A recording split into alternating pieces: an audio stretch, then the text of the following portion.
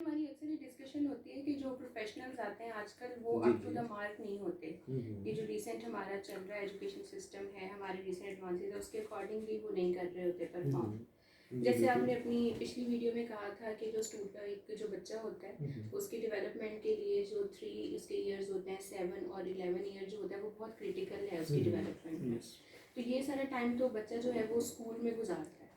इसका मतलब ये है कि जो स्कूलिंग है वही जो है वो उसका अच्छा बना सकती है, वही जो है वो उसको दूसरी तरफ लेके जा सकती है। तो जब एक पेरेंट जो है वो सिलेक्ट करता है किसी भी इदारे को अपने बच्चे के लिए, तो उसको किस क्राइटेरिया को जो है वो फॉलो करना चाहिए या किन किन पॉइंट्स को जो है वो मद्देनज़र रखना चाहिए अपने बच्चे के लिए किसी भी स्कूल की सिलेक्शन में? जी मैडम, बिल्कुल आपने सही कहा कि स्कूलिंग का बहुत इम्पोर्टेंट रोल है। हमें लगता है कि शायद यूनिवर्सिटीज़ जो है वो उस तरह का आउटपुट नहीं दे पा रही, या कॉलेजेस है वो उस तरह का आउटपुट या उस तरह की ग्रूमिंग नहीं कर पा रहे बच्चों की। अ, वहाँ भी यूनिवर्सिटी और कॉलेज लेवल पे भी कमियाँ पेशियाँ हैं, खामियाँ हैं, लेकिन मुझे भी ये चीज़ फ़ील हुई कि ज़्यादातर प्रॉब्लम वो स्कूलिंग से जा रहा है। जो करंट हमारा सिनेरियो है जहाँ हम बैठे हुए हैं, अगर इसकी ज़्यादा रिस्पॉन्सिबिलिटी या ज़िम्मेदारी डालनी पड़े तो मेरा ख़्याल है वो स्कूलिंग पे ही डलती है। तो इसका मतलब ये है कि हमें जो इंटरवेंशन करनी है वो स्कूलिंग लेवल पे करनी है। क्योंकि बच्चे की जो ग्रूमिंग है, उसकी जो डेवलपमेंट है वो या तो फैमिली में वालिदैन घर पे कर रहे होते हैं या स्कूल कर रहा होता है। जो बड़ा कॉलेज स्टूडेंट, यूनिवर्सिटी स्टूडेंट है, उनका हम कहते हैं कि ट्राइएंगल है। पेरेंट्स हैं, स्टूडेंट खुद है और टीचर या अदारा है। यहाँ ट्राइएंगल नहीं है, यहाँ पेरेंट्स हैं और अदारा है। तो पहले अदारे की सिलेक्शन वैसे किस तरह की जाती है, आप ज़रा बताएं, पहले आप बताएंगे कि वालिदैन किस तरह अदारों की सिलेक्शन करते हैं, डिसाइड किस तरह करते हैं कि किस स्कूल में बच्चे को दाखिल करवाना चाहिए।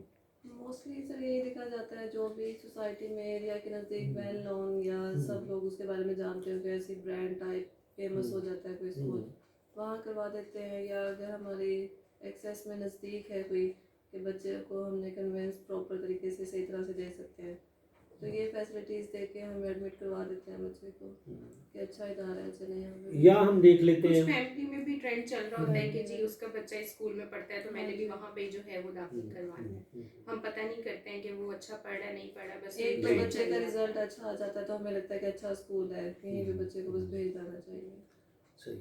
अच्छा, इसका ना पहले जो बैकग्राउंड मैकेनिज्म है ना, वो समझे कि होता क्या है। असल में कोई भी अदारा, कोई भी, वो चाहे एजुकेशनल इंस्टीट्यूट है, चाहे नॉन एजुकेशनल है, चाहे कोई इंडस्ट्री है, उसका एक विजन, मिशन या उसकी एक पॉलिसी होती है। आप ज़रा ये समझ लें कि जो गवर्नमेंट के अदारे हैं, जो गवर्नमेंट सेक्टर के अंदर इंस्टीट्यूट हैं, उनकी पॉलिसी गवर्नमेंट के ऑफिशियल्स बना रहे होते हैं। जो गवर्नमेंट ने एक टीम बनाई है वो पॉलिसी मेकिंग है, वो अपने एस्पेक्ट गवर्नमेंट की गाइडलाइंस और इन चीज़ों को मद्देनज़र रख के करते हैं। आगे उनकी इम्प्लीमेंटेशन उन टीम्स में ने करनी होती है जो वहाँ बैठे हैं। अब गवर्नमेंट सेक्टर के अंदर प्रॉब्लम्स आ रहे हैं, गवर्नमेंट सेक्टर उस तरह रिजल्ट प्रोड्यूस नहीं कर सका, उस तरह आउटपुट नहीं दे सका जिस तरह के उसे देना चाहिए था। ठीक है, हम और बहुत सारी स्पेस जो है वो ले ली प्राइवेट सेक्टर में, और पेरेंट्स की जो चॉइस है वो आ गई है प्राइवेट सेक्टर पे। तो हम प्राइवेट सेक्टर को डिस्कस कर लेते हैं कि उसकी सिलेक्शन के वक्त आपको किन चीज़ों का ख्याल रखना चाहिए। तो आप ये देखें कि अगर गवर्नमेंट सेक्टर के अंदर पॉलिसी मेकिंग गवर्नमेंट के लोग या गवर्नमेंट के अदारे या गवर्नमेंट की टीम बना रही होती है, तो वहाँ जो कंसर्न होता है वो प्रॉफिट मैक्सिमाइजेशन का कंसर्न नहीं होता, क्योंकि गवर्नमेंट के अदारे पैसे कमा के गवर्नमेंट को नहीं दे रहे होते या किसी इंडिविजुअल को नहीं दे रहे होते। कंसर्न तो ये होता है कि ह्यूमन डेवलपमेंट हो और हम अच्छा ह्यूमन रिसोर्स जो वो प्रोड्यूस कर सकें और क्वालिटी प्रोड्यूस कर सकें। या फिर कुछ ऑब्जेक्टिव हो सकते हैं कि अगर आपने कोई अप्रोचेस बिल्ड करनी है, गवर्नमेंट की कोई पॉलिसी है, तो उस पॉइंट ऑफ व्यू से ऑब्जेक्टिव के तहत पॉलिसी बन जाती है। अब वहाँ इम्प्लीमेंटेशन का मसला आ जाता है। लेकिन चूंकि हम स्कूलिंग की बात कर रहे हैं और प्राइवेट स्कूल की बात कर रहे हैं, तो प्राइवेट स्कूल में जो पॉलिसी मेकर है उसको समझना पड़ेगा कि वो कौन है, पॉलिसी कौन बनाता है। तो प्राइवेट इंस्टीट्यूशन के अंदर जो पॉलिसी है वो मालिक या ऑनरशिप बनाती है। प्रिंसिपल या head of the institute policy नहीं बनाता। जो ऑनर है, जिस बंदे ने पैसा लगाया है, जो इन्वेस्टर है, वो पॉलिसी बनाता है। और जो इन्वेस्टर है वो पॉलिसी किस तरह बनाता है, उसका सबसे मेजर कंसर्न ये होता है कि मैंने चूंकि इन्वेस्टमेंट की है, पैसे लगाए हैं, तो मुझे प्रॉफिट आना चाहिए। उसकी चूँकि कमर्शियल बेसिस होती हैं और मेजर कंसर्न प्रॉफिट मैक्सिमाइजेशन होता है। अगर आप उनसे पूछें वो कहेंगे यही पैसा मैं अगर इंडस्ट्री पे लगाता हूँ तो मैं वहाँ से कमाऊँगा, यही पैसा मैं किसी दूसरे बिजनेस पे लगाऊँगा तो मैं वहाँ से अर्न करूँगा। तो वहाँ जो मेजर कंसर्न है वो प्रॉफिट मैक्सिमाइजेशन है। अब जब स्कूल पेरेंट्स ने सिलेक्ट करना है तो उन्हें कुछ चीज़ों का ख्याल रखना चाहिए। एक तो इस बात का ख्याल रखना चाहिए कि जो ऑनरशिप है, मालिक है, उसके बारे में इंफॉर्मेशन लेने की कोशिश करें कि क्या वो कोई प्रोफेशनल है, कोई एजुकेशनिस्ट है, कोई उनकी बैकग्राउंड है, या वो एक बिजनेसमैन है या इन्वेस्टर है या प्रॉपर्टी डीलर है और पैसे लगा दिए या अदारा बना दिया।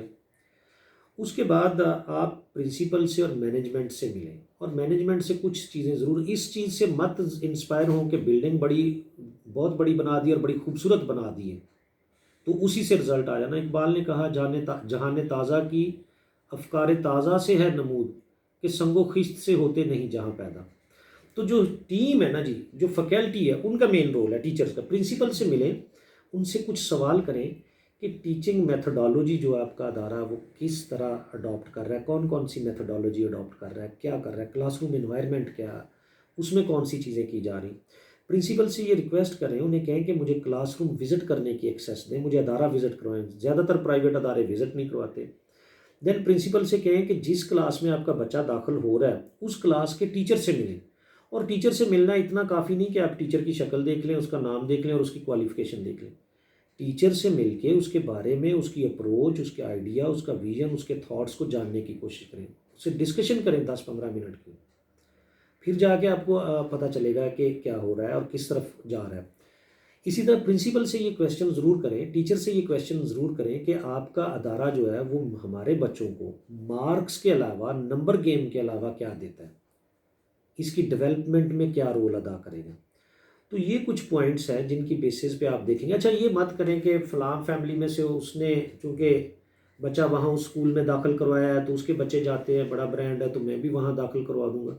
वो मैंने शायद आपको पहले भी एक बात बताई थी कि कोई ज़मींदार था, किसान था, उसकी भैंस बीमार होगी, किसी ने उसको कहा 5 किलो जो ना सूंड दे दो भैंस को, उसने सूंड दे दी।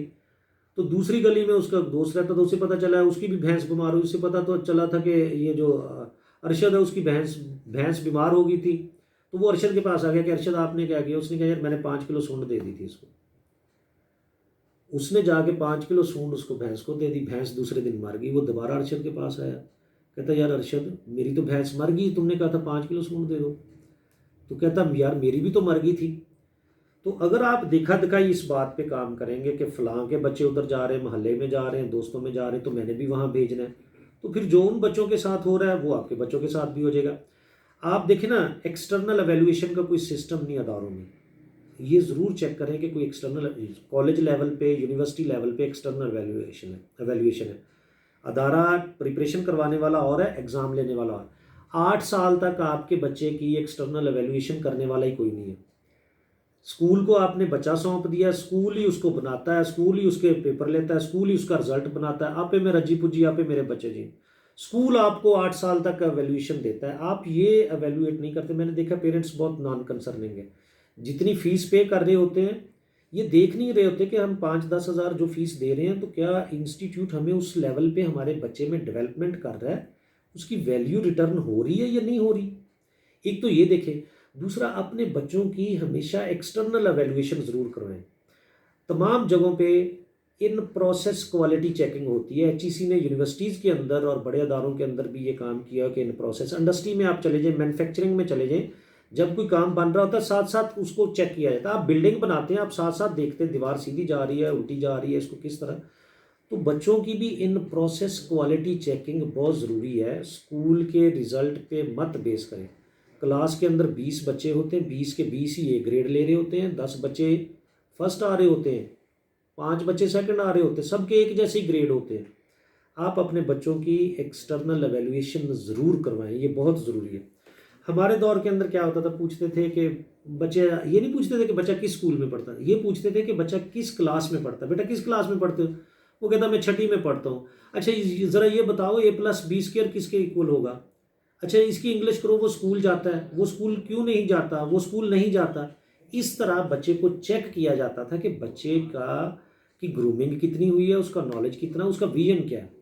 और अब क्या किया जाता है, बच्चा किस स्कूल में पढ़ता है, बच्चा फलां में, बच्चे की फ़ीस कितनी है, इतनी, एंड दैट्स ऑल। मेरी पेरेंट्स से ये गुजारिश है कि आप स्कूल को सिलेक्ट करते वक्त भी, जैसे मैडम ने क्वेश्चन किया है, तो कुछ पैरामीटर्स बनाएं। कुछ मैंने आपको बड़े जो मेजर पैरामीटर बता दिए, कुछ आप अपने तौर पे पैरामीटर बनाएं। उन पैरामीटर की बेसिस पे उनको सिलेक्ट करें और हमेशा अपने बच्चे की एक्सटर्नल एवेल्यूएशन ज़रूर करवाएं। किसी दूसरे एजुकेशनिस्ट के पास ले जाएं, साल में 2 दफ़ा 3 दफ़ा उससे कहें ज़रा इसको चेक तो करें, ये 5वीं क्लास में है, ये 3री क्लास में है, बच्चा 3rd में है, 5th में है, 6th में है, तो ज़रा इसको देखें। अगर आप एजुकेशनिस्ट नहीं है तो वो आपको रिपोर्ट दे देगा। तो इनिशियली इसी लेवल पे मैं चाहता हूँ कि इसको ज़रूर पेरेंट्स कंसिडर करें। Thank you so much. Next इसकी एक्सप्लेनेशन में हम जाएंगे। बहुत शुक्रिया।